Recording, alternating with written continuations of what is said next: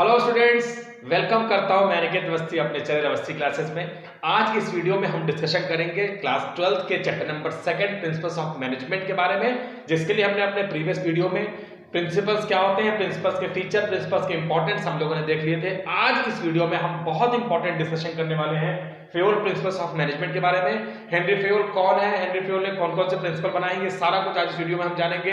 Henry Fayol के 14 principal आज हम एक ही वीडियो में जानने की कोशिश करेंगे। डेफिनेटली जब हम 14 प्रिंसिपल एक ही वीडियो में डिस्कशन करेंगे तो वीडियो थोड़ा सा लंबा हो जाएगा। मैं चाहता हूं आप वीडियो को लास्ट तक देखें और आपको डेफिनेटली 14 प्रिंसिपल एकदम आसानी से समझ में आएंगे। मन करता है हेनरी फेयोल को सैल्यूट करने का। हेनरी फेयोल वो जो साइंस स्ट्रीम से होने के बाद में, इंजीनियर होने के बाद में उन्होंने मैनेजमेंट गुरु का जो है ओहदा प्राप्त कर लिया। मैनेजमेंट फादर ऑफ मैनेजमेंट माने जाते हैं, स्टडीज एंड थॉट्स के लिए माने जाते हैं हेनरी फेयोल। और हेनरी फेयोल जो है, हम बात करते हैं मैनेजमेंट की बात जब भी आती है तो हम सोचते हैं कि ये तो कॉमर्स साइड से होगा या कोई मैनेजमेंट के साइड से होगा, लेकिन एक साइंस साइड का बंदा आता है और वो मैनेजमेंट की परिभाषा, मैनेजमेंट की डिफिनेशन, मैनेजमेंट के बारे में लोगों को बताता है, मैनेजमेंट क्या है उन सब चीजों के बारे में बताता है। इसलिए हमारे लिए जरूरी है कि 14 प्रिंसिपल्स हम पढ़ें, उसके पहले हेनरी फेयोल के बारे में जान लें। मैं आपको बताना चाहूंगा हेनरी फेयोल को father of management studies and thoughts जाना जाता है। फादर ऑफ मैनेजमेंट है हेनरी फेयोल। हेनरी फेयोल ने ही अप्रोप्रिएट वे में बताया कि what is management. Henry Fayol जो है 1841 में फ्रांस में उनका जन्म हुआ था और उन्होंने 1860 में माइनिंग इंजीनियरिंग की डिग्री लेने के बाद में एक कोल माइंस कंपनी में एज ए इंजीनियर वहां पर अपनी जॉब स्टार्ट करती थी।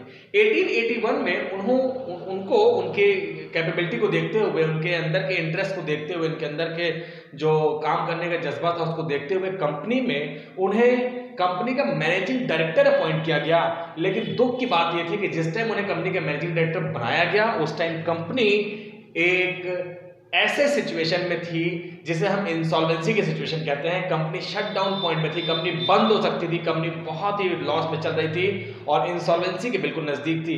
ऐसे एडवर्स टाइम में हेनरी फेयोल को 1888 में कंपनी का मेन वहां पर कंपनी का मैनेजिंग डायरेक्टर बना दिया गया। दूसरा कोई होता शायद मैं होता तो मैं तो मना कर देता या कंपनी छोड़ के भाग जाता, लेकिन हेनरी फेयोल ने इस चैलेंज को एक्सेप्ट किया और चैलेंज को एक्सेप्ट करने के बाद में इतने मुश्किलों के साथ उस कंपनी में काम करते हुए कंपनी को 30 ईयर बाद जब वो वहां से रिटायर हुए तो आपको सुनकर बड़ी खुशी होगी, company top leading cold steel company बन के वहां पे सामने आई। ये हेनरी फेयोल का कंट्रीब्यूशन है। आप समझ सकते हैं एक कंपनी वो जो इंसॉल्वेंसी के कगार में थी, आफ्टर 30 ईयर हेनरी फेयोल ने अपना इतना कंट्रीब्यूशन दिया। अपना 30 ईयर का मतलब होता है उन्होंने अपना पूरा लाइफ जो है मैनेजमेंट में लगा दिया है और कंपनी 30 ईयर के बाद में लीडिंग कोल्ड स्टील कंपनी बन के बाहर आती है। हेनरी फेयोल के बारे में आपको मैं इंपॉर्टेंट 2-4 बातें बता दूं। पहला ये कि हेनरी फेयोल, जैसे मैंने आपको बताया कि फादर ऑफ मैनेजमेंट माने जाते हैं। दूसरी इंपॉर्टेंट बात यह है कि हेनरी फेयोल ने टेक्निकल एंड मैनेजरियल स्किल में क्लियर डिस्टिंक्शन वहां पे क्लियर बताया है कि टेक्निकल स्किल्स क्या होती है, मैनेजर स्किल्स क्या होती हैं। ये हेनरी फेयोल ने बहुत क्लियर यहां पे बताया है। हेनरी फेयोल ने फंक्शंस ऑफ मैनेजमेंट जो होता है, जो मैनेजमेंट को किस तरीके से हम कितने फंक्शंस में, कितने पार्ट्स में, मेजर पार्ट्स में तोड़ सकते हैं, ये हेनरी फेयोल ने क्लियरली डिफाइन किया है। और अपने फंक्शंस में planning, organizing, staffing, directing and controlling जैसे 5 मेजर फंक्शंस को यहाँ पे इन्वॉल्व किया है और उसके अकॉर्डिंग उन्होंने बाकी के प्रिंसिपल्स बनाए हैं। ये फंक्शंस हैं और उन्होंने प्रिंसिपल्स बनाए हैं। और तीसरी इंपॉर्टेंट बात, हेनरी फेयोल ने जो मेजर कंट्रीब्यूशन है, उन्होंने मैनेजमेंट की परिभाषा, मैनेजमेंट को डिफाइन किया है अपने 14 प्रिंसिपल्स ऑफ मैनेजमेंट में। वही 14 प्रिंसिपल्स ऑफ मैनेजमेंट हम आज पूरे वर्ल्ड में एप्लीकेबल करते हैं और हम लोग बड़े लकी हैं कि हम क्लास 12th में ये 14 प्रिंसिपल्स ऑफ मैनेजमेंट पढ़ रहे हैं। ये हमारे लिए बड़े प्राउड की बात है। 14 प्रिंसिपल्स हैं। मैं धीरे धीरे करके जितने बोर्ड में आते जाएंगे उतने प्रिंसिपल्स आपको समझाता जाऊंगा और एक ही वीडियो में मैंने आपसे कहा है कि सारे प्रिंसिपल्स देंगे। आइए स्टार्ट करते हैं। हेनरी फेयोल के 14 प्रिंसिपल्स में से हमने स्टार्टिंग में 4 प्रिंसिपल्स लिए हैं, जिसमें से पहला इंपॉर्टेंट प्रिंसिपल है जिसे हम कहते हैं डिवीजन ऑफ वर्क। ये हेनरी फेयोल का पहला प्रिंसिपल है, division of work. Division of work को अगर आप समझेंगे तो डिवीजन का मतलब होता है डिवाइड कर देना छोटे छोटे पार्ट्स में। किसको डिवाइड कर देना? अपने वर्क को डिवाइड कर देना। जब एक होल टास्क या एक पूरा कंप्लीट वर्क जब हम छोटे छोटे पार्ट्स में डिवाइड कर देते हैं तो उसे हम टास्क कहते हैं, उसे हम जॉब कहते हैं। जैसे अगर मैं आपसे बात कर रहा हूं कि मैं आपको मैनेजमेंट बिजनेस स्टडीज के बारे में बात कर रहा हूं, इसका मतलब है मैं आपको टोटल जितनी स्टडीज होती है उसका बहुत छोटा सा पार्ट है, बहुत छोटा सा पार्ट मैं आपको यहाँ पे समझाने की कोशिश कर रहा हूं। इट मींस मैं यहाँ पे जॉब कर रहा हूं और आप समझ रहे हैं। तो डिवीजन ऑफ वर्क का मतलब हो गया है काम को छोटे छोटे पार्ट में तोड़ देना। अब आपको समझना होगा काम को छोटे छोटे पार्ट में तोड़ तो देंगे, लेकिन उसके लिए कंप्लीट प्रोसेस होना चाहिए। ऐसे किसी भी हम वर्क को जब छोटे छोटे पार्ट में तोड़ेंगे तो वो छोटा पार्ट भी अपने आप में कंप्लीट होना चाहिए। ये पहली इंपॉर्टेंट बात है।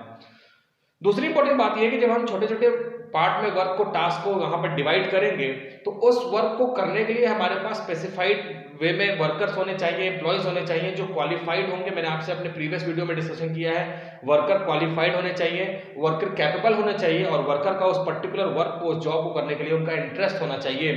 तो ये हमारे लिए इंपॉर्टेंट बात है। डिवीजन ऑफ वर्क को मैं जल्दी से आपको एक छोटे से वे में समझाने की कोशिश करता हूँ, उसके बाद हम जो लिखा हुआ लिटरेचर को समझेंगे। एक छोटा सा एग्जांपल समझ लीजिए, अगर एक शर्ट मैन्युफैक्चरिंग कंपनी में एक शर्ट बनानी है तो पूरी शर्ट अगर किसी हम एक पर्सन से बनवाते हैं तो वहां पे बहुत सारे कॉन्सिक्वेंसेस बन सकते हैं, बहुत सारे नेगेटिव एस्पेक्ट आ सकते हैं। ऐसे में हमें पूरी शर्ट जो है उसको कई सारे पार्ट में डिवाइड कर लेना है। हमें ये देखना होगा कि इस शर्ट को हम कितने स्मॉलर यूनिट में डिवाइड कर सकते हैं। सबसे पहले एक कंप्लीट हमारे पास में क्लॉथ होता है, कपड़ा होता है, उसे हम मेजरमेंट करते हैं, उसके बाद हम उसकी स्टिचिंग करते हैं, उसकी कटिंग करते हैं, उसके बाद हम उसकी स्टिचिंग करते हैं। स्टिचिंग करने के बाद में हम कपड़े में अलग से यहाँ पर उसमें बटन वगैरह लगाते हैं, उसके बाद हम उसकी प्रेसिंग करते हैं, प्रेस करते हैं, उसकी पैकिंग करते हैं, लेबलिंग करते हैं, मार्केटिंग करते हैं, सेलिंग करते हैं। तो आपने देखा इतने सारे छोटे छोटे पार्ट्स में हमने अपने इस शर्ट को बनाने के इस पूरे प्रोसेस को डिवाइड कर लिया है। तो ये है division of work. Her work को छोटे छोटे पार्ट्स में डिवाइड करने के बाद में उस पर्टिकुलर काम को उस व्यक्ति से, उस पर्सन से कराना है जो उस काम को करने का माहिर है। तो यही है हमारा पहला प्रिंसिपल। हेनरी फ्यूल ने 14 प्रिंसिपल्स ऑफ मैनेजमेंट बनाए हैं और प्रिंसिपल्स के बारे में हम लोगों ने अपने प्रीवियस वीडियो में देखा कि जनरल गाइडलाइन होती है जो आसानी से आपको समझ आएगी। अभी भी आपको ये बहुत आसानी से समझ आया कि क्या होता है division of work. Whole task must divided into small task. जैसे कि मैंने आपसे कहा जो होल टास्क है, कंप्लीट वर्क है, उसे हमें छोटे छोटे पार्ट में तोड़ देना है। यही है division of work. One task one person. मैंने आपसे कहा हर टास्क जो है वो उस स्पेशलाइज्ड पर्सन से कराएंगे जो उसकी क्वालिफिकेशन रखता हो, जो कैपेबल हो, जो इंटरेस्टेड हो, उससे हम उसका टास्क को कराएंगे। Task allotment according to qualification, capability and experience. ये भी हमने देख लिया है कि हमें जो भी काम अलॉट करना है वो उसी के अकॉर्डिंग अलॉट करना है। आप लोग भी जब अपने स्कूल में रहते हैं तो आपसे टीचर्स की एक्सपेक्टेशन रहती है कि ये काम पर्टिकुलर वर्क आप ही करें, क्योंकि उन्हें पता होता है इस वर्क को आप ही अच्छे से कर सकते हैं। आपने उस काम को पहले भी कई बार किया होगा, बहुत अच्छे से किया होगा, तो बहुत सारे लोग आपसे एक्सपेक्टेशन रखते हैं। तो यही सेम है कि आपको काम उन लोगों से करवाना है जो उस काम को करने के लिए माहिर है, उस काम का उनके पास में एक्सपर्टीज है। स्पेशलाइजेशन और इम्प्रूव एफिशिएंसी है, ये इसके पॉजिटिव। मैंने हर पॉइंट में, हर डिवीजन ऑफ जो भी प्रिंसिपल्स है उसके प्लस और माइनस दोनों पॉइंट लिख रखे हैं। तो ये पॉजिटिव पॉइंट है और उसके कॉन्सिक्वेंसेस क्या है, नेगेटिव पॉइंट्स है, वो भी यहाँ पे लिख रखे हैं। अगर हम डिवीजन ऑफ वर्क करते हैं, डिवीजन ऑफ वर्क करने से हम एक ही काम को बार बार करते हैं। और जब हम एक ही काम को, मैंने आपसे कहा कि कटिंग एक ही वर्कर कर रहा है, स्टिचिंग एक ही वर्कर कर रहा है, उसको प्रेस करने का काम एक ही वर्कर कर रहा है, और जब एक ही काम को मैं बार बार करूंगा तो मेरे काम के करने में स्पेशलाइजेशन आ जाएगा। मैं उस काम को बिना किसी एरर के, बिना रिसोर्सेज को वेस्ट किए, बिना टाइम वेस्ट किए, बहुत ही कम टाइम में बहुत अच्छा वर्क स्टैंडर्ड के साथ कर सकता हूं। तो मेरे काम में स्पेशलाइजेशन आ जाएगी और उस काम को मैं इम्प्रूव इफिशियंसी लिखा है। इफिशियंसी का मतलब आपको पता है, मैं काम को बिना वेस्टेज के, बिना रिसोर्सेज के वेस्टेज के आसानी से कर पाऊंगा।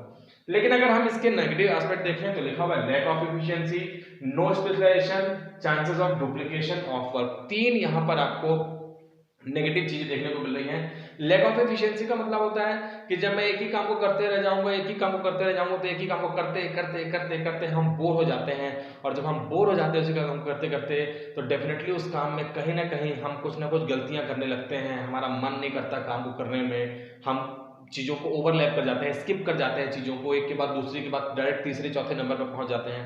तो ये गलती हो जाती है। स्पेशलाइजेशन नहीं रह जाता है, क्योंकि हम एक ही काम को कर पा रहे हैं, उस काम को भी हम अगर अच्छे से नहीं कर पा रहे हैं तो हमारा उस काम को करने के बाद भी हम उसमें स्पेशलाइजेशन नहीं ले पाए हैं। और डुप्लीकेशन ऑफ वर्क का यहाँ पर जो है कॉज बन जाता है कि हम उस काम को लगातार करते करते, कई बार ऐसा होता है कि हम एक बार वो काम कर चुके होते हैं और वो काम हम दोबारा करने लगते हैं। लेकिन ऐसा बिल्कुल नहीं है। नेगेटिव एस्पेक्ट को आपको इग्नोर करना है और पॉजिटिविटी की तरफ चलना है। और हेनरी फ्यूल के इस प्रिंसिपल्स को डेफिनेटली पूरा वर्ल्ड एप्लीकेबल करता है। हम सब पूरे टास्क को, छोटे छोटे पूरे वर्क को छोटे छोटे टास्क में डिवाइड कर लेते हैं और उस छोटे टास्क को करते हैं, जिससे कि हमें लगता है कि हमारा काम कंप्लीट हो गया है। और एक ही टाइम पे सारा काम सभी लोग कर रहे होते हैं उस टास्क को, और एक ही टाइम में पूरा टास्क कंप्लीट हो जाता है। टाइम की बहुत ज्यादा बचत होती है। हेनरी फ्यूल का principle number 1। Principle number second में चलते हैं हेनरी फ्योल के principle of authority and responsibility. यहां पर अगर आप देखेंगे तो अथॉरिटी रिस्पांसिबिलिटी मैंने दोनों को क्लियरली डिफाइन किया है। अथॉरिटी के नीचे अगर आप एरो देख रहे हैं तो लिखा है पावर टू टेक डिसीजन, यही है अथॉरिटी। अथॉरिटी का मतलब होता है जिसके पास पावर हो, जिसके पास पावर है मतलब जिसके पास अथॉरिटी है। तो जो क्लास का मॉनिटर होता है, जब टीचर बाहर जाते हैं तो कहते हैं क्लास में एकदम साइलेंस होना चाहिए, तुमको अथॉरिटी है, तो वो उसकी अथॉरिटी है। मीन्स उसके पास में पावर है कि उस टाइम अगर कोई वहां पे नॉइज क्रिएट कर रहा है तो उसे पनिशमेंट के लिए नाम लिख सकता है, टीचर के आने पर उसे बता सकता है। ठीक यही काम मैनेजमेंट में भी करना है हमको। और रिस्पांसिबिलिटी का मतलब हो गया है obligation to complete job assign on time. जो काम मिला है आपको, आपकी कैपेबिलिटी के अकॉर्डिंग आपको जो अथॉरिटी प्रोवाइड की गई है, जो पावर आपको दिया गया है, उसे पूरा करने के लिए हम जो काम करेंगे उसे हम रिस्पांसिबिलिटी कहते हैं। और ये ऑब्लिगेशन है जॉब को कंप्लीट करने के लिए, और ये काम हमारा टाइम पे होना चाहिए, इसे हम कहते हैं रिस्पांसिबिलिटी। तो यहां अगर आप देखेंगे तो किसी भी वर्क में अथॉरिटी रिस्पांसिबिलिटी का होना जरूरी है। हम लोगों ने सुपीरियर सबऑर्डिनेट रिलेशन को लेवल्स ऑफ मैनेजमेंट में देखा था, जहां पे top middle lower level of management थे। अथॉरिटी जो होती है वो टॉप टू बॉटम शिफ्ट होती है, रिस्पांसिबिलिटी बॉटम टू टॉप चलती है, अपवर्ड चलती है, जबकि जो अथॉरिटी होती है वो डाउनवर्ड होती है। हर किसी को रिपोर्टिंग सिस्टम है, कौन किसको रिपोर्ट करेगा, ये सारी चीजें हमें देखनी है अपने इस पॉइंट में अथॉरिटी एंड रिस्पांसिबिलिटी में। क्योंकि जो बॉस होता है वो अपने नीचे वालों को ऑर्डर देता है, नीचे वाले को ऑर्डर को कंप्लीट करके ऊपर उसको रिपोर्ट करनी होती है। तो बॉस ने जो ऑर्डर दिया उसने पावर टू टेक डिसीजन है, मींस उसने अथॉरिटी को यूज किया है। और रिस्पांसिबिलिटी ये है कि उस काम को नीचे वालों से करवाना है, ये भी उसी बॉस की जवाबदारी है। इट मींस कि अथॉरिटी रिस्पांसिबिलिटी दोनों ही पैरेलल वे में एक ही टाइम पे एक ही पर्सन के साथ में एप्लीकेबल हो रही है। जितने लोग होंगे उनके पास में उतनी अथॉरिटी उतनी रिस्पांसिबिलिटी होगी। यहां पर हमने 3 इंपॉर्टेंट बातें लिखी, अगर आप देखेंगे authority just equal to responsibility होनी चाहिए। अथॉरिटी और रिस्पांसिबिलिटी में अगर हम सोचते हैं कि हमारे पास ज्यादा अथॉरिटी है, हमारे पास ज्यादा पावर है और हमें काम कम कराना है, तो ये प्रिंसिपल्स ऑफ मैनेजमेंट के डेफिनेशन में नहीं है। हमें अथॉरिटी और रिस्पांसिबिलिटी दोनों का ही बराबर होना जरूरी है। दोनों ही बराबर होंगे। जितनी अथॉरिटी मेरे पास होती है उतनी ही रिस्पांसिबिलिटी होती है। जितना मुझे काम दिया गया है उतना ही काम करवाने का पावर मुझे दिया गया है। तो ये हमारे लिए अथॉरिटी रिस्पांसिबिलिटी है। आइए देखते हैं अगर अथॉरिटी ज्यादा हो जाती है, रिस्पांसिबिलिटी कम होती है तो क्या होता है। तो अगर हमारे पास अथॉरिटी लिखा हुआ है ग्रेटर देन, मैंने ग्रेटर देन का साइन बनाया, आप देखेंगे अथॉरिटी ग्रेटर देन रिस्पांसिबिलिटी जाता है तो नेगेटिव रिजल्ट्स आने लगते हैं। हम अपनी पावर का मिसयूज करने लगते हैं, क्योंकि हमारे पास में अथॉरिटी मींस पावर ज्यादा है और उस पावर को हम गलत तरीके से यूज करेंगे तो हमारे बिजनेस में हमें पॉजिटिविटी की जगह पे नेगेटिव रिजल्ट वहां पे मिलने लगेंगे। ठीक ऐसे ही अगर हमारे पास में रिस्पांसिबिलिटी ग्रेटर देन अथॉरिटी है, हमारे पास अथॉरिटी कम और रिस्पांसिबिलिटी ज्यादा है, तो delay in completion of job हो सकता है। हम अपने काम को सही टाइम पे पूरा नहीं कर सकते हैं। इट मींस अथॉरिटी रिस्पांसिबिलिटी का बराबर होना जरूरी है। अगर मैं बात करता हूं कि मैं स्टोर कीपर हूं उसी शर्ट मैन्युफैक्चरिंग कंपनी का और मुझे रॉ मटेरियल प्रोवाइड करना है स्टिचिंग और कटिंग के लिए, लेकिन रॉ मटेरियल खरीदने की मुझे परमिशन नहीं है, मेरे पास वो पावर नहीं है, मेरे पास वो अथॉरिटी नहीं है, ऐसे में हमारे पास ये कॉन्सिक्वेंसेज अराइज हो सकते हैं।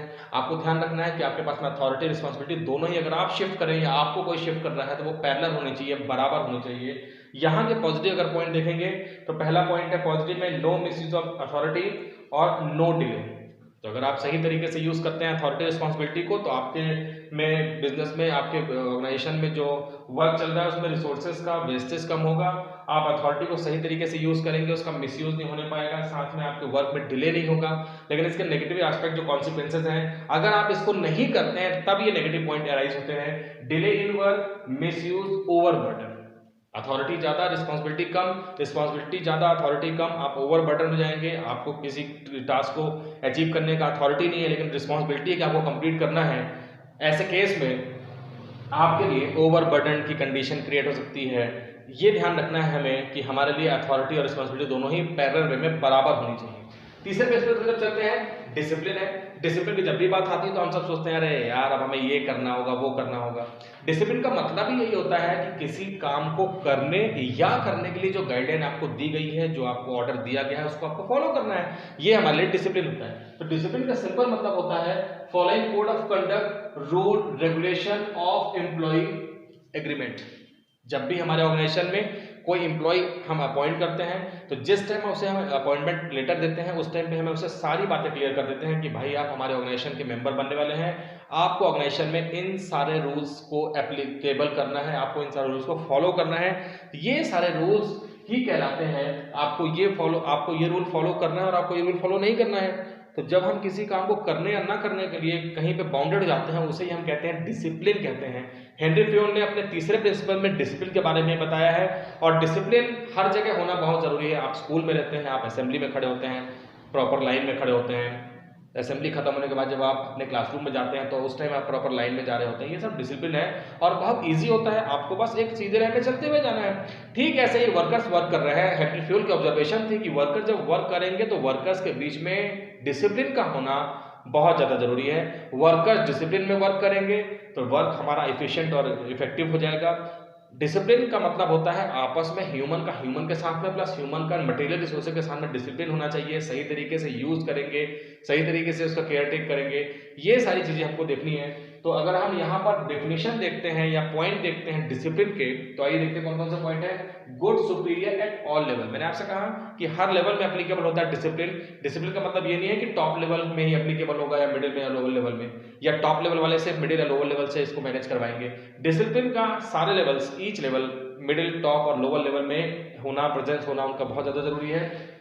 क्लियर एंड फेयर एग्रीमेंट होना चाहिए, जो लिखा है वही करना है, जो नहीं लिखा है वो नहीं करना है। मैंने आपसे कहा आपको किसी काम को करने या ना करने का ऑर्डर मिला है तो आपको वही करना है, जो नहीं लिखा है उसे नहीं करना है, यही हमारे लिए डिसिप्लिन है। तो क्लियर एग्रीमेंट है आपके बीच में और आपके सुपीरियर के बीच में, जो आपसे सुपीरियर ने कहा है आपको वही काम करना है, यही हमारा डिसिप्लिन है। तीसरा है meeting commitments at all level, सारे ही लेवल में जो हमारी कमिटमेंट है उसे पूरा करने के लिए हम अगर डिसिप्लिन वे में काम करेंगे तो हम अपने कमिटमेंट्स को, हमने जो काम लिया उसे हम आसानी से पूरा कर पाएंगे। Judicious application of penalties, judicious application of penalties का मतलब होता है कि डिसिप्लिन में हर किसी के लिए रूल सेम होने चाहिए। अगर एक लोअर लेवल मैनेजमेंट में वर्कर वर्क कर रहे हैं और वर्कर की जो लीव है कि वर्कर को लीव कौन से कंडीशन में, कौन से सर्कमस्टेंसेस में लीव मिलेगी, तो ये सबके लिए सेम होना चाहिए। किसी वर्कर को सुपीरियर वे में उसको स्पेशल ट्रीटमेंट देना और किसी दूसरे को लीव नहीं देना, ये हमारे लिए डिसिप्लिन वे नहीं आता है। तो यहाँ पे लिखा हुआ है जो जुडिशियस एप्लीकेशंस हैं और पेनल्टीज हैं वो यहाँ पे बिल्कुल क्लियर कट होनी चाहिए, सबके लिए पैरेलल होनी चाहिए। इसी को अभी हम अपने इक्विटी का जब हम आगे प्रिंसिपल देखेंगे उसमें और इन चीजों को समझेंगे। यहाँ पे छोटी सी बात समझ लीजिए, अगर कोई डिसिप्लिन को डिसओबे करता है, अगर वो डिसिप्लिन को नहीं मानता है तो डायरेक्ट हमें उसे पनिशमेंट नहीं दे देना है, हमें उसे वार्निंग देना है, उसको समझाना है, उसको कंसलेशन करना है। उसके बाद में अगर वो नहीं मानता तो फिर हमें आगे जाके उसके डिसिप्लिन रिएक्शन को रिजेक्ट कर देना है। तो ये हमारे लिए इंपॉर्टेंट है। इसके अलावा एक इंपॉर्टेंट लाइन लिखिए, मैं पढ़ रहा हूँ, discipline applicable in all levels in same manner. ये मैंने आपको पहले बता दिया, डिसिप्लिन सारे ही लेवल में पैरेलल वे में एप्लीकेबल होगा। Superior level, middle level, lower level में सबके अगर आने का टाइम फिक्स है फैक्ट्री में तो वो टाइम फिक्स है, उसी टाइम में वर्कर को आना है, मैनेजर्स को आना है, और जाने का टाइम जो फिक्स है उसी टाइम में आपको जाना है। जो टास्क आपको दिया गया है उसे आपको एक पर्टिकुलर टाइम में खत्म करना है। तो ये सारे डिसिप्लिन में है, बस यही है डिसिप्लिन। और अगर डिसिप्लिन में हम पॉजिटिव पॉइंट देखते हैं तो लिखा हुआ है सिस्टमेटिक वर्किंग है। अगर डिसिप्लिन में वर्क चलेगा, मैंने आपसे कहा आप असेंबली से अपने क्लास में सिस्टमेटिक वे में जाते हैं, अगर पूरे असेंबली जो चल रही है उसमें ग्राउंड में जो लोग खड़े उनसे कहा जाए कि भाई एग्जाम निकल लो, तो वहां पर आप देखेंगे काफी भगदड़ मच जाएगी, कोई गिर जाएगा, कोई बहुत सारे वहां पे कंडीशन एबनॉर्मल हो जाएंगी। तो अगर सिस्टमेटिक वे में वर्किंग चाहिए तो आपको डिसिप्लिन में ही वर्क कराना होगा। इम्प्रूव इफिशियंसी हो जाती है, डिसिप्लिन में काम चलेगा। वर्कर्स चीज़ों को सही तरीके से करेंगे, जो ऑर्डर मिला है उसको फॉलो करेंगे, डिसिप्लिनरी वे में करेंगे, हम अपनी इफिशियंसी को इम्प्रूव कर सकते हैं। इसके नेगेटिव पॉइंट देखिए, अगर हम डिसिप्लिन को फॉलो नहीं करते हैं तो एराइज होते हैं। उसमें पहला है confusion, wastage of resources and delay. Resources का वेस्टेज जाएगा, कंफ्यूजन हो जाएगा कि क्या आपको करना है क्या आपको नहीं करना है, इसमें कंफ्यूजन हो सकता है। आप रिसोर्सेज का वेस्टेज कर सकते हैं क्योंकि आपको डिसिप्लिन वे में ये बताया नहीं कि आपको कितना रिसोर्सेज यूज करना है, लेकिन अगर आपको बताया जाए, कोड ऑफ कंडक्ट रूल्स बताया जाए कि आपको ये वेस्टेज नहीं करना है, आपको इतना रिसोर्सेज यूज करना है, तो हमारे पास वो वेस्टेज नहीं होंगे और हमारे वर्क में डिले नहीं होगा। हेनरी फ्यूल का थर्ड प्रिंसिपल डिसिप्लिन हमें यही बताता है। आइए फोर्थ प्रिंसिपल में चलते हैं, unity of command. Unity of command का मतलब होता है हम जो कमांड दे रहे हैं, तो आपको पता है कि कमांड जो होता है या जो हम किसी को काम करने के लिए ऑर्डर देते हैं, ये कमांड सुपीरियर टू सबऑर्डिनेट होता है। कभी भी सबऑर्डिनेट जो है, जो नीचे लेवल का एम्प्लॉय है, वो कभी भी अपने सुपीरियर, अपने बॉस को ऑर्डर नहीं दे सकता है। ऑर्डर देने का काम को करवाने का काम जो है वो टॉप लेवल ही बॉटम लेवल को दे सकता है। तो यहां पर आपको समझना होगा कि कमांड जो है उसमें लिखा हुआ है ऑर्डर फ्रॉम सिंगल बॉस। अगर मैं बात करता हूं कि बहुत छोटा सा एग्जांपल लेते हैं, एक लोअर लेवल का एक कोई एम्प्लॉय है और ऑफिस में वर्क कर रहा है, और ऑफिस में वर्क करने के बाद में एक ही टाइम में एक सबऑर्डिनेट से कई सारे सुपीरियर एक ही काम को करने के लिए कहते हैं कि भाई सबसे पहले मेरा काम करो, तुम ये काम कर लो, तुम ये काम कर लो, तुम ये काम कर लो। ऐसे में वो बेचारा वर्कर जो है, जो सबऑर्डिनेट है, वो तो बेचारा कंफ्यूज हो गया कि उसे पहले किसका काम करना है। अगर मैं पहले ए जो बॉस है उसका काम कर देता हूँ तो बी सी डी जो बॉस है उनका ईगो क्लैश हो जाएगा कि अरे इसने पहले इसका काम कर दिया, हमारा काम नहीं किया। तो ये ईगो क्लैश हो जाता है। दूसरा, मैं मतलब जो सबऑर्डिनेट हूँ वो कंफ्यूज हूँ कि मैं पहले ए का काम करूंगा तो बी परेशान हो जाएगा, बी का नहीं करूंगा सी का, और इनमें से किसका वर्क इंपॉर्टेंट है, किसका वर्क पहले करना है, ये मेरे लिए बहुत ज्यादा दिक्कत वाली बात है। मेरे अंदर भी कंफ्यूजन है, जो मुझे ऑर्डर दे रहा है उसके अंदर भी कंफ्यूजन है। इसी को दूर करने के लिए यहाँ पर बना है unity of command. Unity of command का सिंपल मतलब है ऑर्डर फ्रॉम सिंगल बॉस। मुझे ऑर्डर, सबऑर्डिनेट को ऑर्डर किसी एक बॉस से मिलेगा। One boss, one employ, one order. आपको बस इस फॉर्मूले को रख लेना है, आप इस प्रिंसिपल को अच्छे समझ सकते हैं। तो अगर ऐसा होता है कि वर्कर्स को ऑर्डर किसी एक बॉस से मिलता है, ना कंफ्यूजन होगा, ना वर्क में डिले होगा, फेयर एंड ट्रू वहां पे वर्क हो सकता है, किसी के अंदर ईगो क्लैश नहीं होगा कि हमारा काम उसने नहीं किया, क्योंकि हर किसी के लिए हमने अलग से वहां पे सबऑर्डिनेट अपॉइंट कर रखे हैं। तो यहाँ पर इसके पॉजिटिव पॉइंट्स है, no confusion, no ego clashes, improvement efficiency. Efficiency कैसे इंप्रूव होगी? अरे भाई जब मैं एक बार में एक का काम करूंगा तो जल्दी से काम कंप्लीट हो जाएगा, फिर मुझे दूसरे से किसी बॉस से ऑर्डर मिलेगा तो मैं उसका काम कंप्लीट कर दूंगा। तो 1 by 1 होना चाहिए, किसी एक ही एम्प्लॉय को किसी एक ही बॉस से ऑर्डर मिलना चाहिए। तो ये इसके पॉजिटिव पॉइंट है। अगर हम नेगेटिव पॉइंट पे चलते हैं, मैंने आपसे बार बार कहा है कि अगर हम यूनिटी ऑफ कमांड को नहीं अप्लाई करते हैं तो ये नेगेटिव पॉइंट अराइज होंगे। कंफ्यूजन हो सकता है, ईगो क्लैश हो सकता है, डिफिकल्टी इन मेंटेनिंग डिसिप्लिन। अभी हम लोगों ने डिसिप्लिन देखा है, तो डिसिप्लिन मेंटेन नहीं हो पाएगा अगर हम यूनिटी ऑफ कमांड को एप्लीकेबल नहीं करेंगे। यूनिटी ऑफ कमांड को एप्लीकेबल नहीं करेंगे तो वर्कर परेशान है कि पहले इसका ऑर्डर फॉलो करे कि उसका ऑर्डर फॉलो करे, तो वर्कर इनडिसिप्लिन हो जाएगा। और अगर इनडिसिप्लिन हो जाएगा तो भले ही हम यूनिटी ऑफ कमांड को फॉलो कर देंगे लेकिन हम डिसिप्लिन को फॉलो नहीं कर पाएंगे, तो वहां पे हमारे काम करने का कोई मतलब नहीं हुआ। ऐसे केस में हमें सारे ये प्रिंसिपल्स को फॉलो करने हैं। तो यूनिटी ऑफ कमांड हमें डिसिप्लिन भी बताता है और साथ में बताता है कि काम को बिना वेस्ट किए कैसे हमें करना है।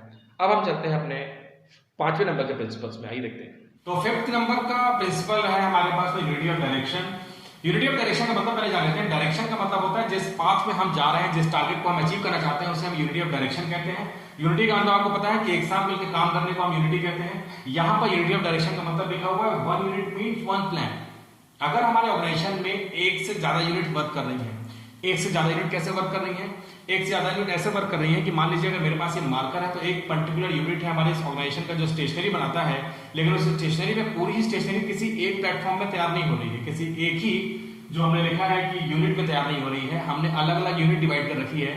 कोई एक ऐसी यूनिट है जिसमें हम सिर्फ मार्कर वहां पे मैन्युफैक्चरिंग करते हैं या इससे रिलेटेड चीजों को मैन्युफैक्चरिंग करते हैं। एक दूसरी यूनिट है जहां पे हम डस्टर बनाते हैं। एक तीसरी यूनिट है जहां पर हम इस व्हाइट बोर्ड का मैन्युफैक्चरिंग करते हैं। एक और यूनिट है जहां पर हम और भी दूसरे तरीके के स्टेशनरी बनाते हैं, शार्पनर बनाते हैं, पेंसिल बनाते हैं, रबर बनाते हैं, कटर बनाते हैं। तो ये सब चीजें हो गई हैं जो अलग अलग यूनिट में बन रही हैं। अगर हम शर्ट, अभी हमने शर्ट मैन्युफैक्चरिंग की बात की, मतलब हम क्लोथ मैन्युफैक्चरिंग की बात कर रहे हैं, तो किड्स वेयर हो गए हैं, मेंस वेयर हो गए, लेडीज वेयर हो गए, ये सारे बनते एक ही ऑर्गेनाइजेशन में हैं लेकिन अलग अलग असेंबली लाइन में अलग अलग यूनिट में बनते हैं। तो यहाँ पर यूनिटी ऑफ डायरेक्शन का मतलब हो गया है कि एक यूनिट में जो वर्कर काम कर रहे हैं उनके लिए डायरेक्शन जो होगा, उनके लिए जो गाइडलाइन होगी, उनके जो रूल्स होगा, वो दूसरे डिपार्टमेंट से हमें लेना देना तो नहीं है, क्योंकि हम अचीवमेंट ऑफ कॉमन गोल कर रहे हैं। हमारा अल्टीमेट टारगेट है उस ऑर्गेनाइजेशन को आगे ले जाना। तो हमें उस ऑर्गेनाइजेशन को आगे ले जाने के लिए जो वर्क हमें अलॉट किया गया है अकॉर्डिंग टू यूनिट जो हम जॉब कर रहे हैं, उसके अकॉर्डिंग हमें अपने काम को कंप्लीट कर देना है। अगर हम बात करते हैं कि हम इस मार्कर की मैन्युफैक्चरिंग कर रहे हैं तो हमें मार्केट में इसके बिग शेयर के बारे में सोच रहे हैं। साथ में जो हमारे बगल में डिपार्टमेंट बना हुआ है, जो यूनिट बना हुआ है जिसमें हम पेंसिल की मैन्युफैक्चरिंग कर रहे हैं, तो उनको भी अपने बिजनेस को आगे ले जाने के बारे में सोचना है। कॉमन गोल है जिसमें हमें अचीवमेंट करना है अपने कॉमन ऑर्गेनाइजेशनल गोल को। तो 1 यूनिट मींस 1 प्लान हो गया। अचीवमेंट ऑफ कॉमन गोल, मैंने आपसे कहा हर यूनिट का मेन एम जो है वो यही है कि हमें अपने ऑर्गेनाइजेशन के गोल को आगे ले जाना है, ना कि सिर्फ इस मार्कर को आगे ले जाना है। लेकिन अगर मैं इस मार्कर को मार्केट में ज्यादा शेयर में बेचना चाहता हूं, ज्यादा मार्केट में शेयरिंग चाहता हूं उसकी, और मैं अपने काम को अच्छे से कर रहा हूं और बाकी सारे यूनिट अपने काम को अच्छे से कर रहे हैं, इट मींस ये हो गया कि हमारा बिजनेस अपने आप ग्रो करेगा। तो हमारे पास है कि कॉमन गोल अचीव करना है। It leads to coordination. Coordination का मतलब अभी मैंने आपको बताया कि एक ही फैक्ट्री के अंदर में अलग अलग यूनिट में अलग अलग चीजें बन रही हैं और सबके बीच में कोऑर्डिनेशन जरूरी है। कोऑर्डिनेशन होगा तभी हम सक्सेस को अचीव कर पाएंगे, तभी हम अपने कॉमन गोल को अचीव कर पाएंगे। अगर हम पॉजिटिव पॉइंट देखते हैं इसके, तो हमारे पास में लिखा हुआ है achievement of organizational goal. Definitely जब हम चीजों को प्रॉपर डायरेक्शन में करेंगे, जो ऑर्डर हमें मिला है, जो डायरेक्शन हमें दिया गया है, उसके अकॉर्डिंग वर्क करेंगे तो अपने ऑर्गेनाइजेशन गोल को अचीव कर पाएंगे। एम्प्लॉइज अगर हमारे पास कोऑर्डिनेशन में वर्क करेंगे तो उनकी एफर्ट जो है वो एक डायरेक्शन में चलेगी, बिना कंफ्यूजन के, बिना किसी मिसअंडरस्टैंडिंग के वर्कर वही काम करेंगे जो उन्हें अलॉट किया गया है। तो लिखा है कि एम्प्लॉइज इन वन डायरेक्शन, एक डायरेक्शन में वो चलते रहेंगे। और डायरेक्शन मैंने आपको बताया जो वन डायरेक्शन है, जो मेन डायरेक्शन है, जो ओनली डायरेक्शन है, वो है टू अचीव ऑर्गेनाइजेशनल गोल। इसके अलावा अगर हम इस प्रिंसिपल्स को फॉलो नहीं करते हैं तो हम किन परेशानियों का सामना हमें करना पड़ सकता है? लैक ऑफ कोऑर्डिनेशन हो सकता है, क्योंकि वर्कर अब कोऑर्डिनेट नहीं है। कोऑर्डिनेशन का मतलब मैंने बताया था क्लब टुगेदर है, एक दूसरे से इंटरकनेक्टेड है, एक यूनिट दूसरे यूनिट से कनेक्टेड है, तो ये काम चलेगा। अगर नहीं हम इसको फॉलो करते हैं तो लैक हो जाएगा, यहाँ पे उसकी कमी रह जाएगी, वेस्टेज हो जाएगा रिसोर्सेज का। यहाँ पर हमें अपने अचीव करने के लिए कॉमन गोल में काफी सारी डिफिकल्टीज, काफी सारी परेशानियों का सामना करना पड़ सकता है। तो ये प्रिंसिपल हमें बताता है कि हमें डायरेक्शन करना है, जो डायरेक्शन है, जो पाथ हमें डिसाइड है, जिस एरिया में हमें वर्क करने के लिए बोला गया है, उस एरिया में अपना काम सही तरीके से करना है और हम इस टारगेट को अचीव कर लेंगे, अपने ऑर्गेनाइजेशन गोल को अचीव कर लेंगे इस प्रिंसिपल को फॉलो करते हुए। नेक्स्ट अगर आप प्रिंसिपल देख रहे हैं तो लिखा हुआ है subordination of individual interest to general interest. ये प्रिंसिपल नाम थोड़ा सा लंबा है लेकिन बहुत इजी है। तो subordination of individual interest to general interest का मतलब हो गया है, आप जब स्कूल जाते हैं तो आपके जो पर्सनल प्रॉब्लम होती है, क्या वो आप क्लासरूम में डिस्कशन करते हैं?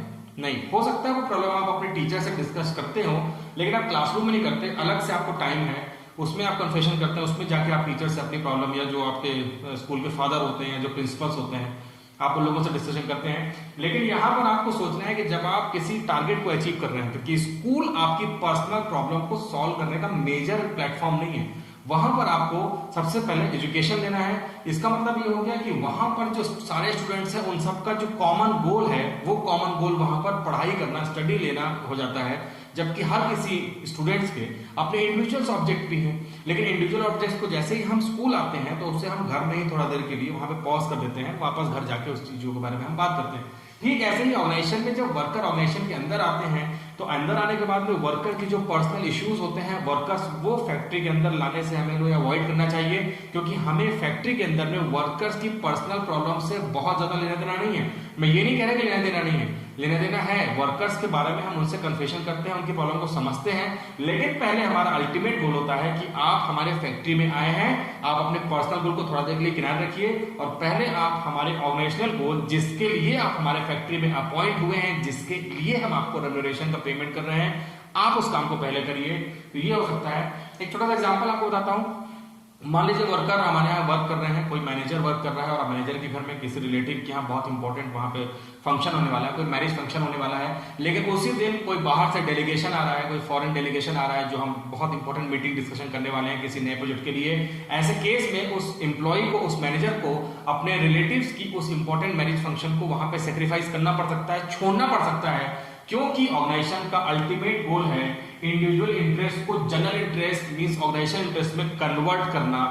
जब हम किसी फैक्ट्री के मेंबर बन जाते हैं तो हमें ऑर्गेनाइजेशनल गोल को अचीव करने के बारे में ही सोचना है। इंडिविजुअल गोल को जब तक हम फैक्ट्री के अंदर रहते हैं तब तक हमें उसके बारे में डिस्कशन नहीं करना है, पूरा फोकस हमें ऑर्गेनाइजेशन को अचीव करने के बारे में करना है। आइए देखते हैं क्या लिखा हुआ है। तो यहाँ पर वही बात जो मैंने आपसे क्लियर कर दी है, इंडिविजुअल गोल जो है उसका जो रूट है, जो डायरेक्शन है, वो ऑर्गेनाइजेशनल ऑब्जेक्टिव की तरफ होना चाहिए। मींस कि हम सेम डायरेक्शन में वर्क करेंगे, इंडिविजुअल अलग डायरेक्शन में चला जाएगा, ऑर्गेनाइजेशन अलग डायरेक्शन में चला जाएगा। ऐसे में सैक्रिफाइस जो है वो ऑर्गेनाइजेशन को नहीं करना है, बल्कि उस इंडिविजुअल गोल को वापस करना है। वो वापस ब्रेक बैक होके और उसी रास्ते में चलेगा जिस रास्ते में हमारा ऑर्गेनाइजेशन जा रहा है। तो दोनों का डायरेक्शन यहाँ पर लिखा है सेम होना है। अगर डायरेक्शन सेम नहीं है तो लिखा हुआ है if not in same direction then individual goal objective must be sacrificed. मैंने आपसे कहा कि उस इंडिविजुअल ऑब्जेक्टिव को, जैसा कि अभी आपने देखा कि मैनेजर ने अपने रिलेटिव की इंपॉर्टेंट जो फंक्शन था, मैरिज तो ऑलरेडी इंपॉर्टेंट होता ही है, तो उस फंक्शन को उसने वहां पे सैक्रिफाइस किया है ऑर्गेनाइजेशन के लिए, और ये वो वर्क चल रहा है। लेकिन यहाँ पे हमें एक बात और फोकस करनी है कि जब हम अपने ऑर्गेनाइजेशन के लिए ज्यादा सैक्रिफाइस कर रहे हैं तो डेफिनेटली हमें ऑर्गेनाइजेशन से कुछ ना कुछ मोटिवेशन मिलना चाहिए, हमें बोनस मिलना चाहिए, वहां से हमें कुछ एक्स्ट्रा अचीवमेंट के लिए वहां पे इंसेंटिव वगैरह मिलने चाहिए। ये भी हमें इस बात का ध्यान रखना है। यहाँ पे पॉजिटिव पॉइंट है, अगर आप इस फंक्शन को फॉलो करते हैं तो यहाँ पे आप देखेंगे अचीवमेंट ऑफ ऑर्गेनाइजेशनल गोल हम आसानी से कर सकते हैं, क्योंकि हर किसी का जो पर्सनल प्रॉब्लम है वो हम अलग करके रखते हैं। कई बार वर्कर के दिमाग में होता है कह रहे यार घर में जो हमें सैलरी मिलती है वो कम पड़ जाती है, घर में हमारे यहाँ डोमेस्टिक वायलेंस होते हैं, हम लोग लड़ाई झगड़े होते हैं हस्बैंड वाइफ के बीच में, और उन सब की मेन वजह होती है उनकी इकोनॉमिक कंडीशन। लेकिन अगर वर्कर को हम ये समझाते हैं कि भाई ये समस्या यहाँ बैठे कई सारे वर्कर्स के साथ में है, अगर आप यहाँ पर आके फैक्ट्री के लिए डेडिकेशन से वर्क करेंगे और फैक्ट्री में अच्छा वर्क करने से फैक्ट्री ज्यादा प्रोडक्शन करेगी, ज्यादा प्रोडक्शन करने से फैक्ट्री ज्यादा मार्केट में शेयर कवर करेगी, ज्यादा अपने प्रोडक्ट को बेच पाएगी, ज्यादा प्रोडक्ट बेचने से ज्यादा प्रॉफिट होगा, और ज्यादा प्रॉफिट होगा तो डेफिनेटली तुम्हारी सैलरी भी, तुम्हारा वेजेस भी बढ़ जाएगा, जिससे कि तुम्हारी पर्सनल प्रॉब्लम सॉल्व हो सकती है। ये छोटी सी बात अगर वर्कर को समझ में आ जाएगी तो वर्कर थोड़ा देर के लिए जब तक वो फैक्ट्री में है अपने पर्सनल इश्यूज को भूल के ऑर्गेनाइजेशनल गोल को अचीव करने में अपना 100% देगा, 100% कंट्रीब्यूट करेगा। यही ये हमें जो प्रिंसिपल हेनरी फ्योल ने दिया है हमें समझाता है। तो वर्कर को बार बार बूस्टअप करना है कि आप ऑर्गेनाइजेशनल गोल में फोकस करें, तभी आपके इंडिविजुअल गोल ऑटोमेटिकली आप उन्हें अचीव कर सकते हैं।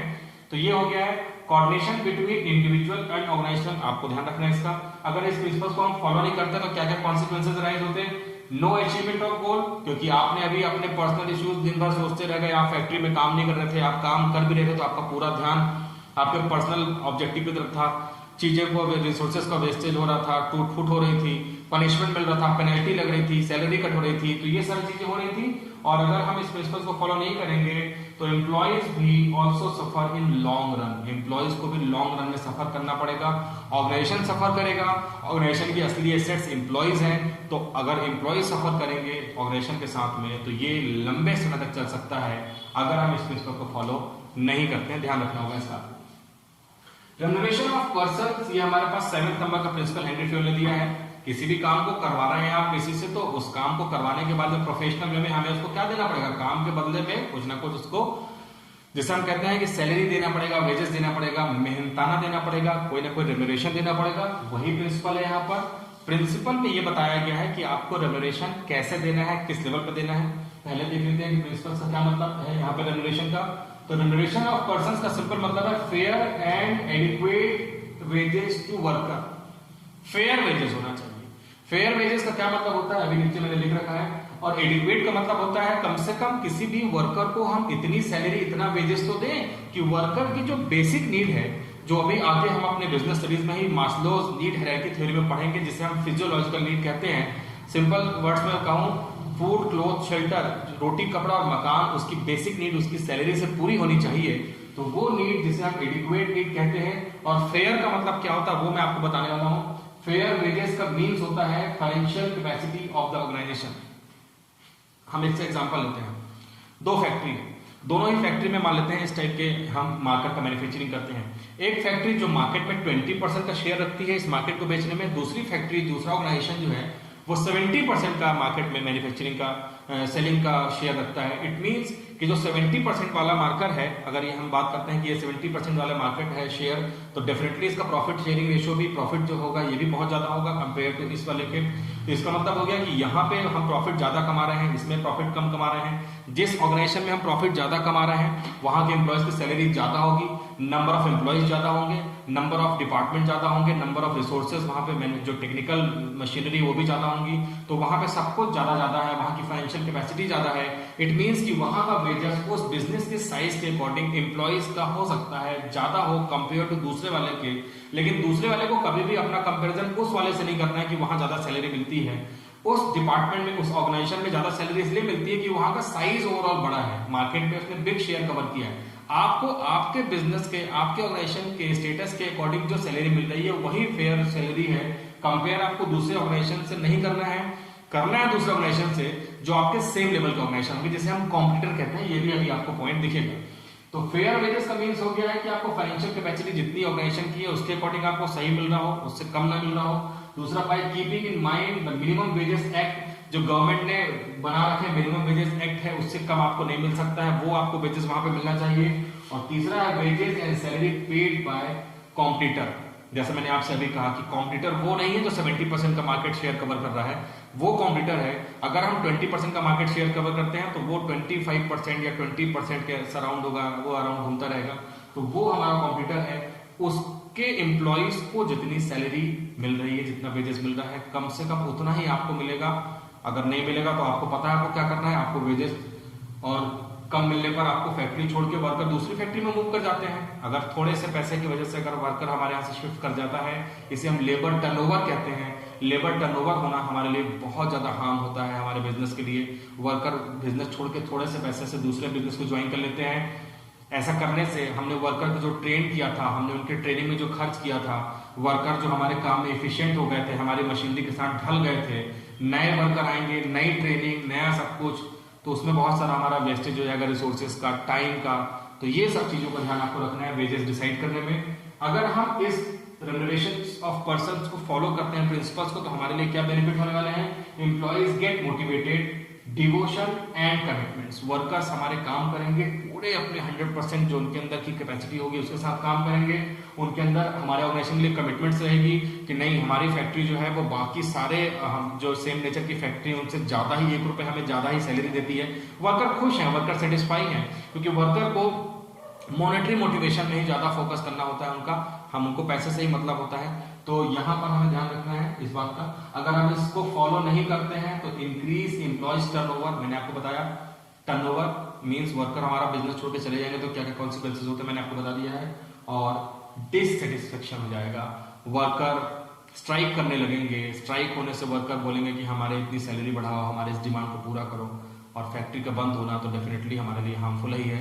तो आपको ध्यान रखना है जब हम किसी भी रेमुनरेशन को फिक्स करेंगे तो आपको इन सारी बातों का ध्यान रख के फिक्स करना है और हम अपने फैक्ट्री को, अपने ऑर्गेनाइजेशनल गोल को सक्सेसफुली स्मूथली अचीव कर सकते हैं।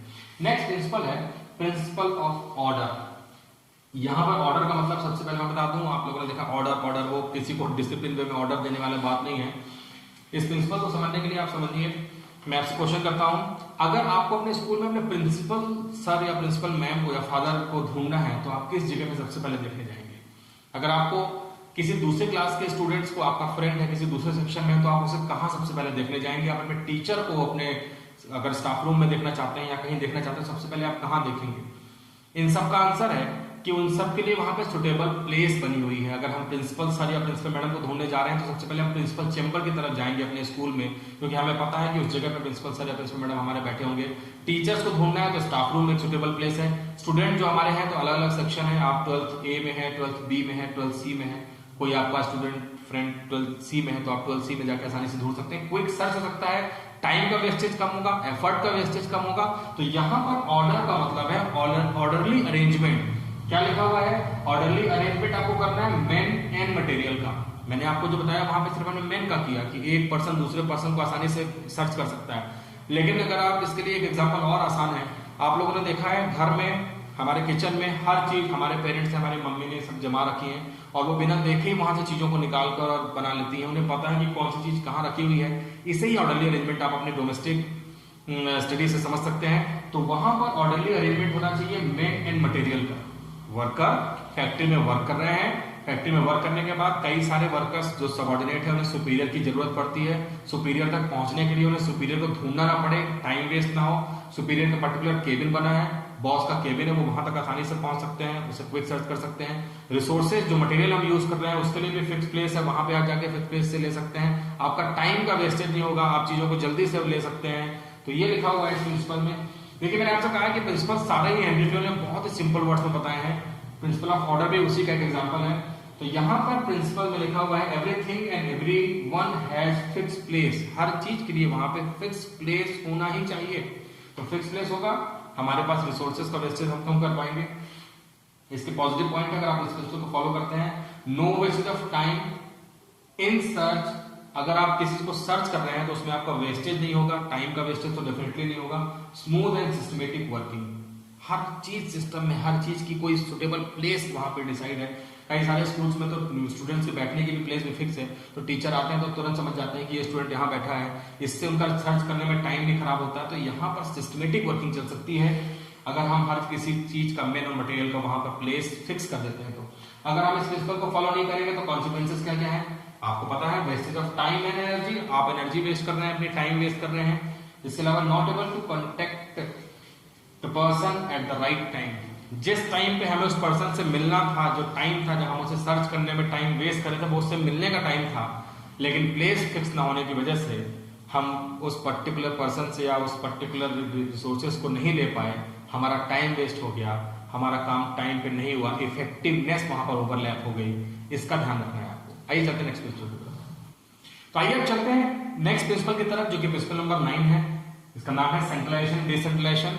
हेनरी फ्यूल ने कहा है कि हमें अपने टोटल ऑर्गेनाइजेशन में पावर जो है वो कब बहुत सारे लोगों के बीच में डिस्ट्रीब्यूट करनी है और कब पावर को अपने अपने कुछ फ्यू लोगों के हाथ में रखना है, फ्यू हैंड्स में रखना है। ये कंसेप्ट है सेंट्रलाइजेशन डिसेंट्रलाइजेशन का नाम दिया है, इसे प्रिंसिपल का नाम दिया है हेनरी फ्यूल ने। तो यहाँ पर सबसे पहले जानते हैं कि सेंट्रलाइजेशन का मतलब क्या होता है। तो देखिए सेंट्रलाइजेशन के नीचे मैंने एरो बना रखा है, और सेंट्रलाइजेशन का मतलब है अथॉरिटी और पावर इन फ्यू हैंड्स। किसी बड़े ऑर्गेनाइजेशन में जब डिसीजन लेने की जो पावर है वो कुछ लोगों तक ही लिमिटेड रहे, कुछ लोगों तक ही सीमित रहे, तो इसे हम सेंट्रलाइजेशन कहते हैं। जैसे अगर आप लोग देखते हैं, मैं बार बार आपके स्कूल का एग्जांपल इसलिए लेता हूं क्योंकि वो एकदम लाइव एग्जांपल है, आप लोग बहुत उसको माइन्यूट देखते हैं, ऑब्जर्व करते हैं। बहुत सारी पावर की जो डिसीजन होती है वो स्कूल मैनेजमेंट में बहुत ही फ्यू लोग होते हैं, जैसे प्रिंसिपल होती हैं, जो ओनर स्कूल के होते होंगे वो होते हैं, जो मैनेजिंग डायरेक्टर होते हैं वो लोग होते हैं।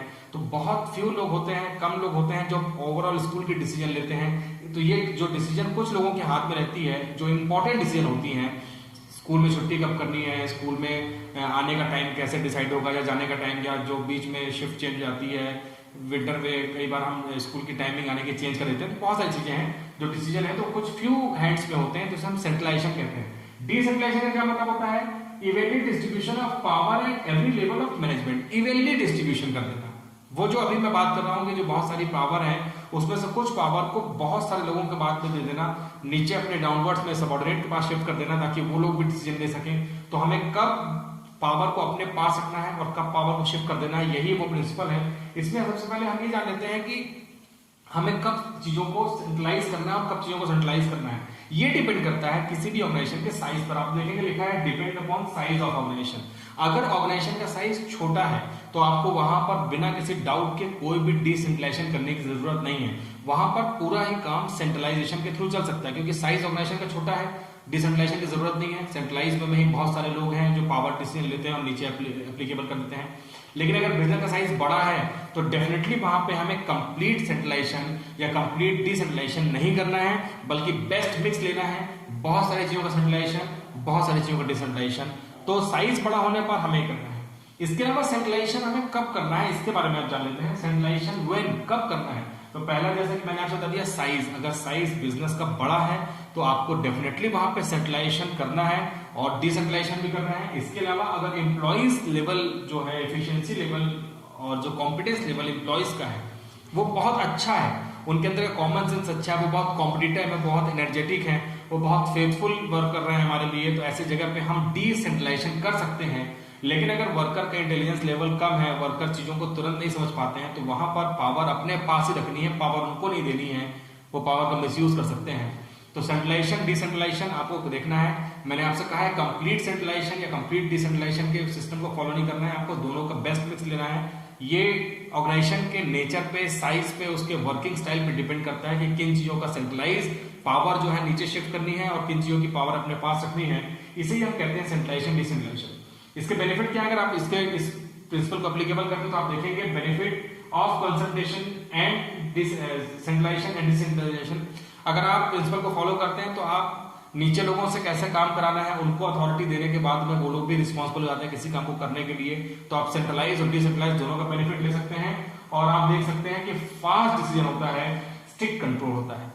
स्ट्रिक्ट कंट्रोल क्यों होता है? क्योंकि हमने डिसीजन लेने की पावर जो नीचे भी दे दी है, तो नीचे लोगों के अंदर भी वो बात आ गई कि हमें भी नीचे और लोगों से काम कराना है, तो स्ट्रिक्ट कंट्रोल हो सकता है। इस प्रिंसिपल को नहीं फॉलो करने पर कौन कौन से कॉन्सिक्वेंसेज हैं?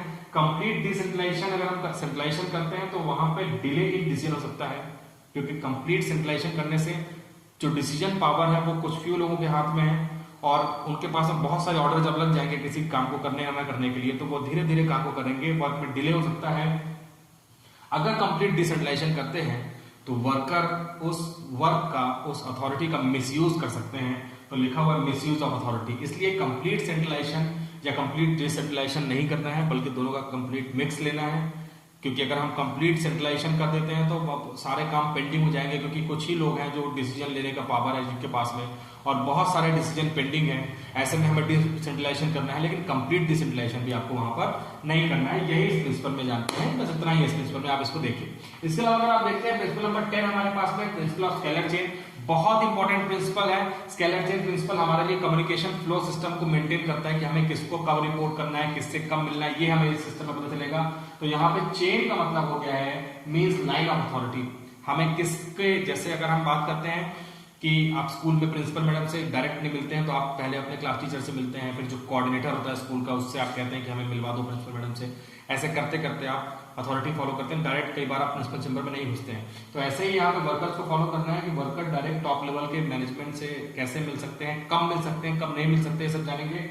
तो लिखा है chain means line of authority, आपको कब कैसे उसको फॉलो करना है। No skipping line of authority, scalar chain में आपको ध्यान रखना है कि आपको कभी भी किसी भी अथॉरिटी को बिना स्किप किए वर्क करना है। कम्युनिकेशन में आप जब किसी से कोई बात करना चाहते हैं, कोई ऑर्डर देना चाहते हैं, कोई मैसेज देना चाहते हैं, तो जो कंप्लीट कम्युनिकेशन प्रोसेस है उसको फॉलो करना है, उसको ओवरलैप नहीं करना है, उसको स्किप नहीं करना है, ये हम स्केलर चेन में जानते हैं। इफ अगर हम वहां पे स्किप कर देते हैं चेन ऑफ अथॉरिटी को, तो वहां पे चांसेस हो सकते हैं कम्युनिकेशन गैप के। हर किसी को रिस्पॉन्सिबिलिटी है कि वो नीचे से अथॉरिटी को लेने के बाद में अथॉरिटी को लेने के बाद में उसको आगे शिफ्ट करता रहे। अगर हम ओवरलैप करते हैं, अभी मैं इस डायग्राम के थ्रू आपको समझाऊंगा, आपको और आसानी से समझ में आएगा। तो कम्युनिकेशन गैप हो सकता है अगर हम अथॉरिटी के उस चेन में स्किप करते हैं। आइए जानते हैं क्या होता है स्केलर चेन। अगर आप देखेंगे तो ये पिरामिड जो बना है, जो ट्रायंगल बना है, इसे हम लेवल ऑफ मैनेजमेंट कहते हैं। अगर हम ये मान लेते हैं कि ए जो है टॉप लेवल में है, बी, सी और डी जो है ये मिडिल लेवल में है, तो जब B C D middle level में है, इट मींस कि जी एच आई भी हमारे पास मिडिल लेवल में है, और लोअर लेवल में ई एफ और जे और के हमारे पास लोअर लेवल के यहाँ पर एम्प्लॉई है। अगर हम बात करते हैं कि एफ को बात करनी है एच से, मींस लोअर लेवल के किसी आदमी को बात करनी है मिडिल लेवल के किसी आदमी को, तो वो डायरेक्ट यहाँ से ऐसे ऐसे बात नहीं कर सकता है। इसके लिए उसे स्केलर चेन फॉलो करना होगा, कंप्लीट कम्युनिकेशन प्रोसेस को फॉलो करना होगा। और ऐसे केस में ई पहले मिलेगा, एफ पहले मिलेगा ई से, फिर ई उसकी बात डी तक पहुंचाएगा, डी उसकी बात सी तक पहुंचाएगा, सी उसकी बात बी तक पहुंचाएगा, बी से ए और ए से जी और जी से एच तक बात पहुंचेगी। इसी सिस्टम को हम कहते हैं स्केलर चेन। कंप्लीट चेन को फॉलो करना है बिना स्किप किए। मैंने आपसे कहा है अगर आप स्किप करते हैं तो कम्युनिकेशन गैप हो सकता है, तो बिना स्किप किए आपको चलना है और अल्टीमेटली हम पहुंच जाएंगे एच तक। तो ये है स्केलर चेन। इसके जो पॉजिटिव पॉइंट है वो क्या है, सिस्टमेटिक फ्लो ऑफ इंफॉर्मेशन हो सकती है, क्योंकि आप देख रहे हैं हर कोई सिस्टम में चल रहा है, और कम्युनिकेशन गैप के चांसेस बिल्कुल भी नहीं है। अगर स्केलर चेन को हम फॉलो नहीं करते हैं तो हमारे पास में कम्युनिकेशन गैप हो सकता है, और no clarity of authority and responsibility. कौन किसको रिपोर्ट करेगा ये पता नहीं चल पाएगा, तो हम किसको रिस्पॉन्सिबल ठहराएंगे, किसको अकाउंटेबल ठहराएंगे, ये गलती हो सकती है हमारे पास में। ये है स्केलर चेन। लेकिन स्केलर चेन में आप एक बात देख रहे हैं कि एफ को एच तक पहुंचने में बहुत डिले हो गया है। बहुत सारे लोगों से मिलते मिलते एच जो है कम्युनिकेशन सिस्टम को फॉलो करते हुए काफी टाइम हो गया है। लेकिन आपकी मजबूरी है कि आपको सिस्टम को फॉलो करना, क्योंकि सिस्टमेटिक वर्किंग है। लेकिन हमारे पास इसका एक दूसरा भी ऑल्टरनेटिव है। अगर हम किसी इमरजेंसी वर्क को कर रहे हैं, कोई ऐसी इमरजेंसी आ गई है कि आपको कोई डिसीजन लेना है, और उस टाइम पे अगर आप स्केलर चेन को फॉलो करेंगे तो वहां पर काफी दिक्कतें हो सकती हैं, रिजल्ट्स हार्मफुल हो सकते हैं। ऐसे केस के लिए बनाया गया हमारे पास में, जिसे हम कहते हैं गैंग प्लान कहते हैं, उसे हम कहते हैं गैंग प्लान। और गैंग प्लान में आपको करना क्या है कि कोई भी पर्सन किसी भी लेवल का दूसरे किसी लेवल ऑफ पर्सन से इमीडिएट मिल सकता है। अगर मैं यहाँ पे बात करता हूँ कि ई को जे से मिलना है तो ई जे से तुरंत मिल सकता है, और अगर एफ को मिलना है एच से तो एफ भी एच से इमीडिएट मिल सकता है विदाउट एनी डिले। लेकिन ये एप्लीकेबल होता है सिर्फ वेरी इमरजेंसी के केस में। बहुत इमरजेंसी है उस टाइम पे हम गैंग प्लान का सहारा लेते हैं, और कोई भी लेवल का एम्प्लॉय या वर्कर किसी दूसरे लेवल ऑफ एम्प्लॉय या वर्कर से इमीडिएट मिल सकता है। इसे हम कहते हैं गैंग प्लान। इमरजेंसी के केस में इसे हम एप्लीकेबल कर सकते हैं। प्रिंसिपल नंबर 10 में फिलहाल इतना ही। 11 नंबर पे चलते हैं, जो कि प्रिंसिपल इक्विटी। इक्विटी का मतलब आप सबको पता है, इक्विटी का मतलब होता है इक्वल। यहाँ पर इक्विटी का मतलब लिखा हुआ है कि kind, fair and just treatment of employees. Equity means हो गया सबके लिए एक जैसा रोल, सबके लिए एक जैसा बिहेवियर, सबके लिए एक जैसा एटमॉस्फेयर, इसे ही हम कहते हैं इक्विटी। तो यहाँ पे kind, fair and just treatment of employees. Just मतलब ठीक वैसा ही ट्रीटमेंट ए के साथ कर रहे हैं जैसा हम बी के साथ कर रहे हैं, जैसा हम सी के साथ कर रहे हैं। एग्जाम्पल है कि अगर सी मेरा रिलेटिव है तो मुझे उसे स्पेशल ट्रीटमेंट नहीं देना है, और अगर मैं सी को स्पेशल ट्रीटमेंट देता हूं तो वही सेम ट्रीटमेंट मुझे बाकी सारे एम्प्लॉयज के साथ दे रहे हैं, तभी इक्विटी का प्रिंसिपल वहां पर एप्लीकेबल होता दिखेगा। Equity does not mean equal salary. Equity का ये बिल्कुल मतलब नहीं है कि लोअर लेवल के आदमी का, अगर मैं इस एग्जांपल इस पिरामिड से लेता हूं कि एफ को भी सेम सैलरी दीजिए जो आप ए को देते हैं या बी को देते हैं, ये इक्विटी नहीं है। हर किसी को उनके पोटेंशियल कैपेसिटी, उनकी क्वालिफिकेशन, उनके इंटरेस्ट, उनके कैपेबिलिटी के हिसाब से हम सैलरी प्रोवाइड करनी है, वही उनके लिए इक्विटी है। तो इक्विटी का मतलब सेम हर लेवल में इक्वल सैलरी देना है, इक्विटी नहीं है। Equity means equal rules for all. ये है हर किसी के लिए रूल्स रेगुलेशन सेम होने चाहिए। मैंने आपसे अभी पिछले प्रिंसिपल में बताया कि अगर किसी एम्प्लॉय को लीव देनी है, वो बीमार चल रहा है तो उसे हम लीव देते हैं, दूसरे एम्प्लॉय के बीमार होने पर उसे हम लीव नहीं देते हैं। तो यहाँ पे हम ओवरलैप करते हैं इक्विटी के प्रिंसिपल्स को। हर किसी के लिए रूल्स एक जैसे होने चाहिए, हर किसी के लिए जो गाइडलाइन है वो सेम तरीके से एप्लीकेबल होगी। अगर इस प्रिंसिपल्स को हम फॉलो करते हैं तो इसके बेनिफिट हो सकते हैं। Employees gate satisfied. एम्प्लॉयज के दिमाग में ये बिल्कुल बात नहीं है कि मेरे साथ में यहाँ पर जो है यहाँ पे मेरे जो वर्क चल रहा है उसमें मुझे लिए अलग रूल है या बाकियों के लिए अलग रूल है। वर्कर बिल्कुल क्लियरली माइंड है कि उनके दिमाग में ये क्लियर है कि हर किसी के लिए रूल सेम है, तो वर्कर सेटिस्फाइड वे में काम करेंगे। Motivate employees and boost the moral of the employees. अगर हम इक्विटी फॉलो करते हैं तो वर्कर्स के जो मोरालिटी है, जो मोरल है उनका, उसको हम हाई कर सकते हैं और उनके काम कराने के रवैये को बूस्ट कर सकते हैं। वर्कर इक्विटी में रहकर अच्छे से काम करेंगे क्योंकि उन्हें पता है कि सबके लिए वही रूल है जो मेरे लिए है। इसके अलावा अगर हम इस प्रिंसिपल्स को ओवरलैप करते हैं इक्विटी को, तो डिससेटिस्फैक्शन हो सकता है एम्प्लॉयज के बीच में, इंक्रीज टर्नओवर हो सकता है। इंक्रीज टर्नओवर का मतलब मैंने आपको बताया, वर्कर हमारी नौकरी छोड़ के किसी दूसरे ऑर्गेनाइजेशन को ज्वाइन कर सकता है और इसके क्या क्या कॉन्सिक्वेंसेस हमने पिछले प्रिंसिपल में देखा है। Unhealthy relation between superior and subordinate. Superior subordinate के बीच के रिलेशन भी गड़बड़ हो सकते हैं।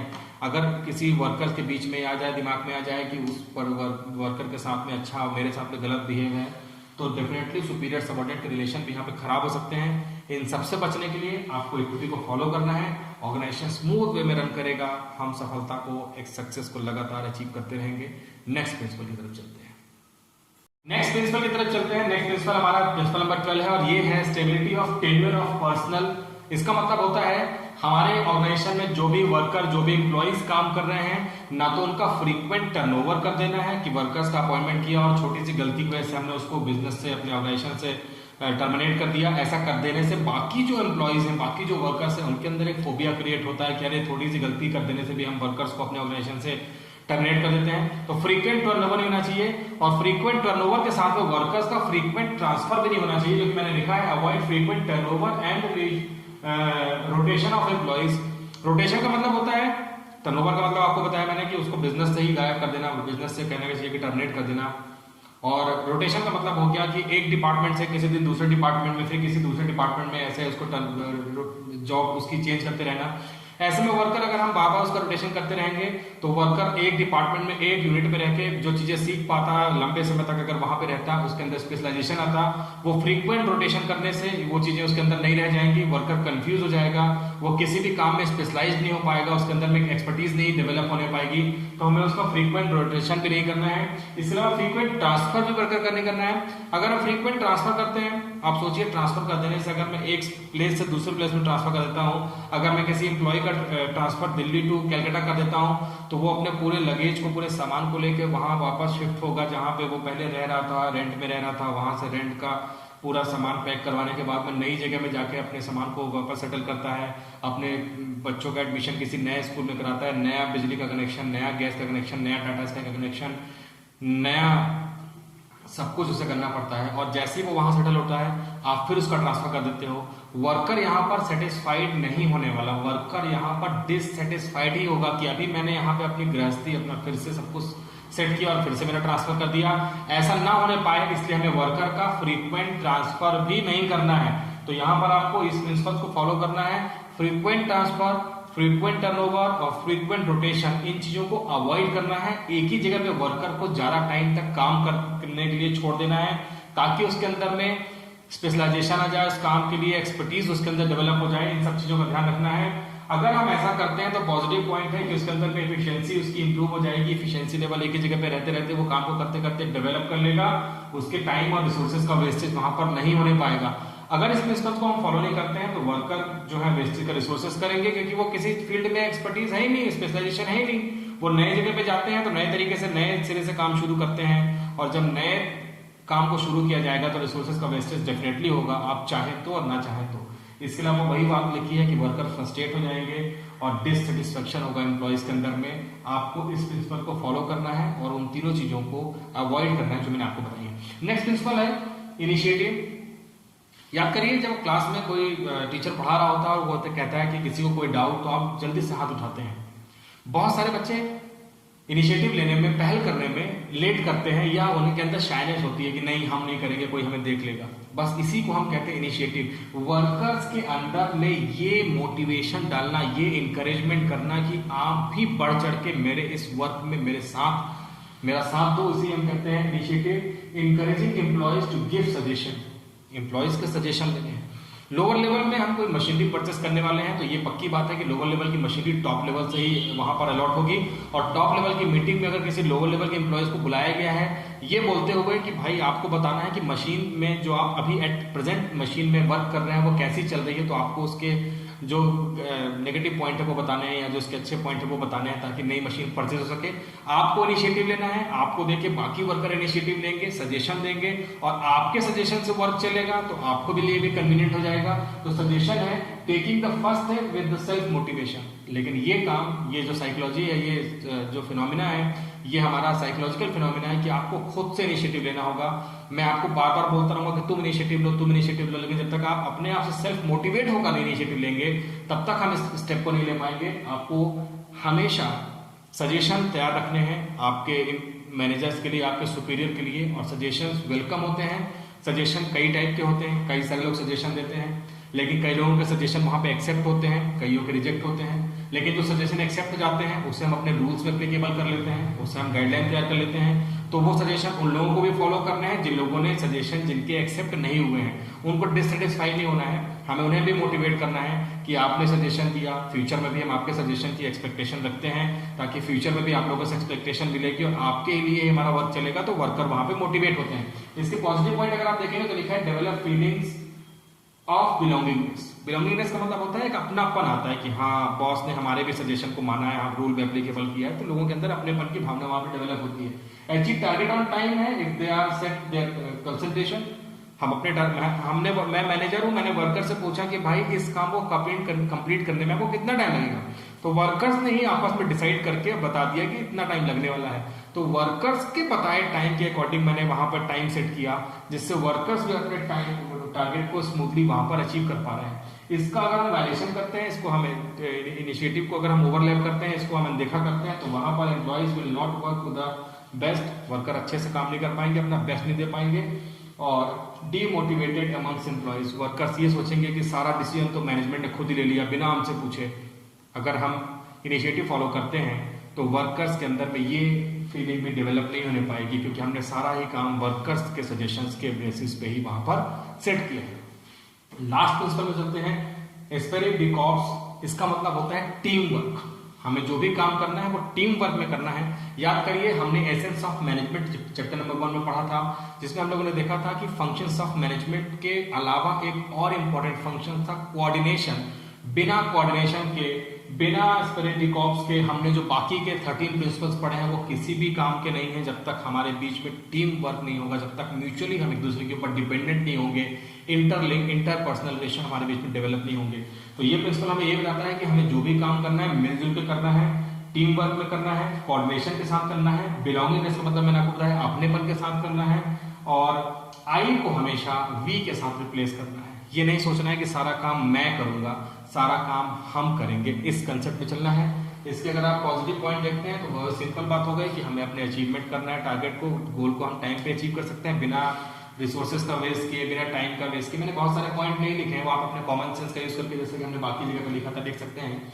नेगेटिव पॉइंट है, अगर टीम वर्क में काम नहीं चलेगा तो हम अपने टारगेट को अचीव नहीं कर पाएंगे। और इसके अलावा no team spirit and more stress on individualism. अगर हम टीम स्पिरिट में काम नहीं करेंगे, टीम में काम नहीं करेंगे, तो सारे वर्कर ओवरबर्डन रहेंगे। वो सोचेंगे कि ये सारा काम मुझे ही अकेले करना है, और इस इंडिविजुअलिज्म में रहते रहते वर्कर्स आपस में डिससेटिस्फाई रहेंगे, टारगेट को अचीव नहीं कर पाएंगे। तो ये सारी बातें हमें ध्यान रखनी है। तो आपने देखा कि 14 प्रिंसिपल्स ऑफ मैनेजमेंट मैंने एक ही वीडियो में लिए हैं। मैंने वीडियो के स्टार्टिंग में आपसे कहा कि वीडियो थोड़ा सा लंबा हो सकता है, थोड़ा सा नहीं, मुझे लगता है काफी लंबा वीडियो हो गया है, लेकिन मैं उम्मीद करता हूं इस वीडियो को देखने के बाद में हेनरी फ्योल के 14 प्रिंसिपल्स आपको बहुत अच्छे से समझ में आने वाले हैं। वीडियो देखिए और कमेंट सेक्शन में अपने सजेशंस, आइडियाज और व्यूज अपने जरूर बताइए। नेक्स्ट वीडियो में हम हेनरी फ्योल के इस प्रिंसिपल के अलावा F.W. टेलर के प्रिंसिपल्स और साइंटिफिक टेक्निक का भी वीडियो यहाँ पर अपलोड करेंगे, उसे भी आप जरूर देखें। वीडियो जो चैप्टर नंबर 2 है वो बहुत जल्दी कंप्लीट होने वाला है, फिर हम 3rd वीडियो में चलेंगे। Wish you all the very best students.